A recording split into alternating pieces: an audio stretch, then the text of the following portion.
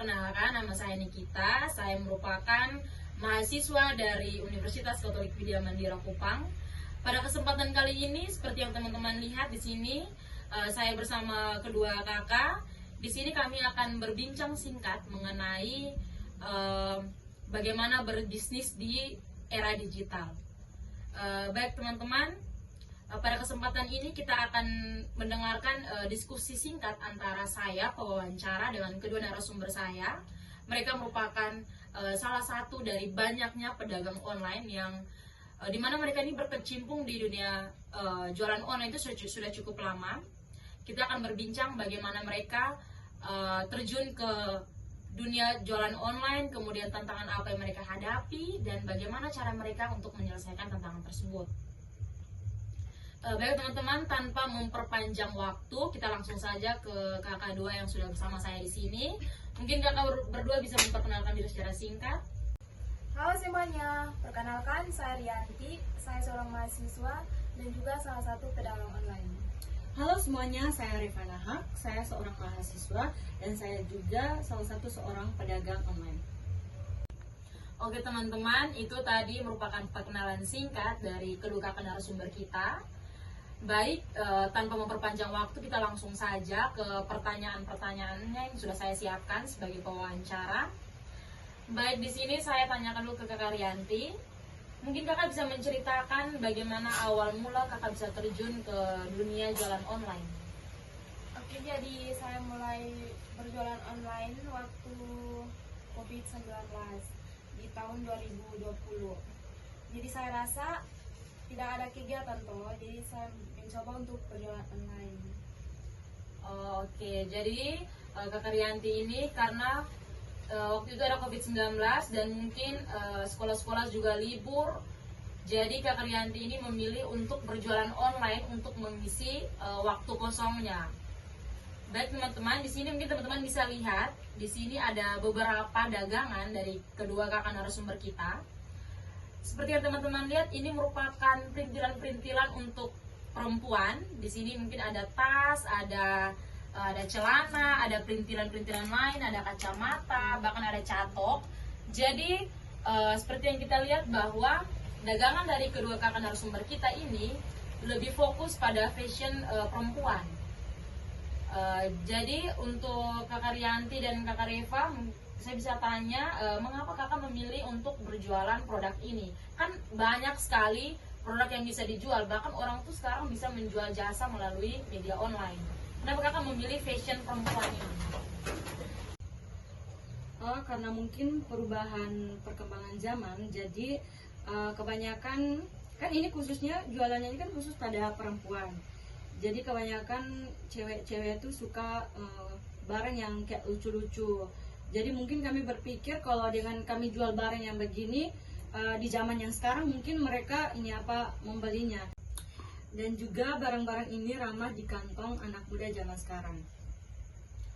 Oke. Jadi teman-teman semua, kakak berdua ini memilih untuk berjualan produk-produk ini karena banyak anak muda zaman sekarang itu mungkin istilahnya FOMO. Mereka tuh lihat barang yang lucu tuh langsung mau beli tanpa pikir panjang.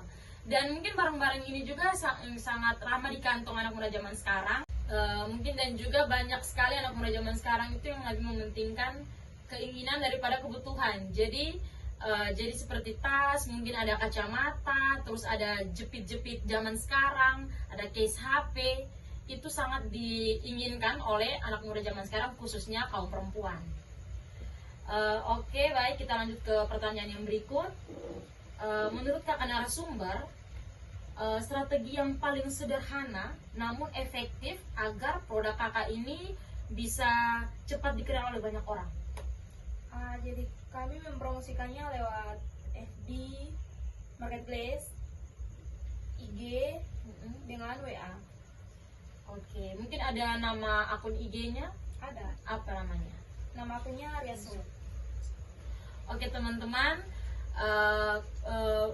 jadi kakak berdua ini cara untuk agar produk mereka ini banyak dikenal oleh anak muda zaman sekarang, karena kita semua tahu bahwa zaman sekarang ini bahkan anak SD saja sudah pegang HP dan sudah bermain media sosial. Nah, mereka mempromosikannya melalui mungkin platform Facebook, terus ada TikTok, ada Instagram dengan nama akunnya tadi Ria Shop. Oke, jadi teman-teman jangan lupa mampir. Jadi teman-teman konsumen di rumah itu mereka bisa membeli atau bisa melihat produk-produk tersebut dalam keadaan apa saja, kayak mungkin ada rebahan sambil scroll-scroll TikTok, scroll-scroll IG, bisa melihat produk-produk dari Kakak Rianti dan Kakak Reva. Jadi itu salah satu cara mereka untuk mempromosikan produk mereka. Oke, baik, kita lanjut ke pertanyaan berikut. Mungkin kakak bisa menceritakan dari pengalaman kakak berdua tantangan yang kakak rasa kakak mereka alami saat berjalan online, dan bagaimana kakak mereka menghadapi tantangan tersebut. Tantangan yang kami hadapi mungkin contohnya yang pertama tuh kayak kan sebelumnya kan kami sudah posting barang untuk PO, jadi udah posting terus barangnya kan sudah datang. Jadi sebelum kan sudah posting kan para pembelinya kan sudah pesan, jadi ketika barang sudah datang kami kan memberitahu kepada mereka kembali kalau barangnya sudah datang. Tapi pada saat kami pengantarannya mereka tidak mengambil dan juga mereka tolak dan tidak balas respon dari kami juga. Dan untuk pengantarannya juga cukup jauh, dan sudah begitu kami sudah sampai di tempatnya itu kami masih menunggunya itu lama. Itu yang membuat kami kecewa.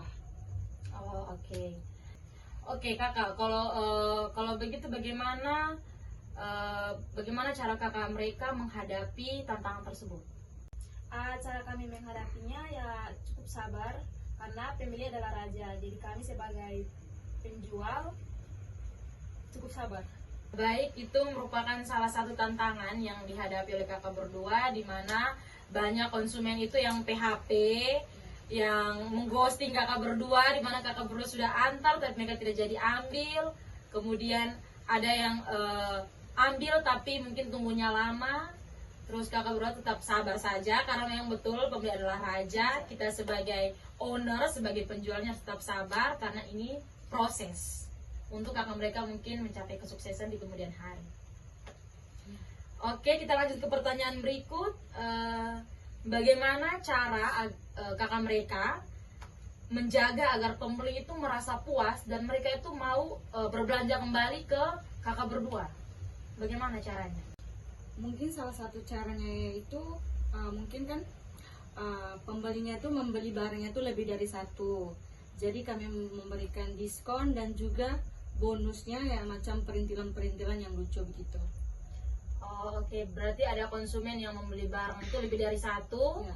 Berarti kakak mereka itu memberikan mereka bonus, memberikan konsumen itu bonus atau bahkan ada harga diskon. Menarik sekali teman-teman. Jadi kalau teman-teman berbelanja lebih dari satu barang ataupun dalam jumlah yang banyak, teman-teman bisa mendapatkan diskon dan bonus. Jadi teman-teman jangan lupa order, oke? Oke, kita lanjut ke pertanyaan berikut. Nah, tadi kakak mereka sudah menceritakan bagaimana alasannya bisa sampai berbisnis online, kemudian tantangan yang dihadapi, kemudian strategi agar jualan kakak mereka ini banyak dikenal, dan juga cara agar membuat konsumen itu tetap memilih untuk berbelanja di kakak berdua. Mungkin dari ini berbisnisnya sudah lumayan lama, jadi pasti banyak keuntungan yang diperoleh nih.